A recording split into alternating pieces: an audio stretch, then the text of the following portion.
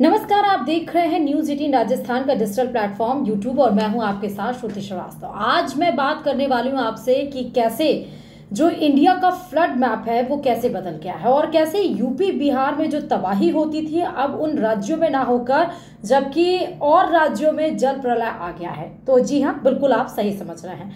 दरअसल राजस्थान, गुजरात, महाराष्ट्र, आंध्र प्रदेश और तेलंगाना में जिस तरह की बारिश हुई, बाढ़ आई, उससे साफ तौर पर यह दिख रहा है कि भारत में बाढ़ का नक्शा बदल रहा है।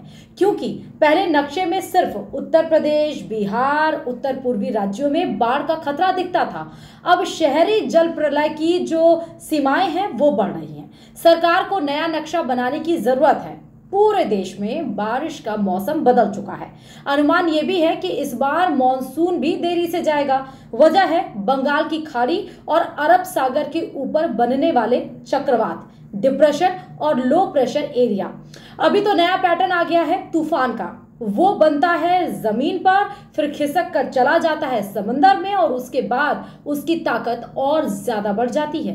देश के जो इलाके पहले सूखे के लिए जाने जाते थे, अब वहां तेज बारिश होती है, भयानक बाढ़ आती है या फिर दोनों ही स्थितियां पैदा हो रही हैं। अगर NDMA यानी कि नेशनल डिजास्टर मैनेजमेंट अथॉरिटी यानी कि राष्ट्रीय आपदा प्रबंधन अथॉरिटी की माने तो सबसे ज्यादा बाढ़ वाले इलाके गंगा ब्रह्मपुत्र बेसिन में हैं। उत्तर में हिमाचल से लेकर पंजाब, उत्तर प्रदेश, बिहार, असम और अरुणाचल प्रदेश, लेकिन अब वो तटीय राज्यों उड़ीसा, गुजरात, आंध्र प्रदेश और तेलंगाना के कुछ हिस्सों में बाढ़ भी आ रही है।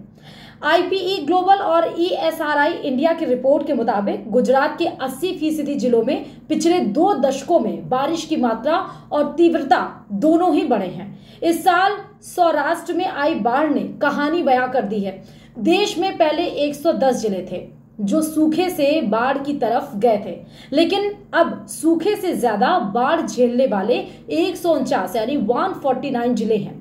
बिहार, आंध्र प्रदेश, उड़ीसा, गुजरात, राजस्थान, उत्तराखंड, हिमाचल प्रदेश, महाराष्ट्र, उत्तर प्रदेश और असम के 60% जिले साल में एक बार जरूर चरम मौसमी आपदा यानी कि एक्सट्रीम वेदर इवेंट्स का सामना करते हैं।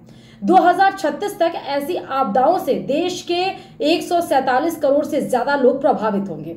यह स्टडी करने वाले प्रमुख वैज्ञानिक अविनाश मोहंती ने बताया कि अब गर्मी जमीन से बहकर समंदर की ओर जा रही है, जैसा अभी गुजरात, आंध्र प्रदेश और तेलंगाना में हुआ।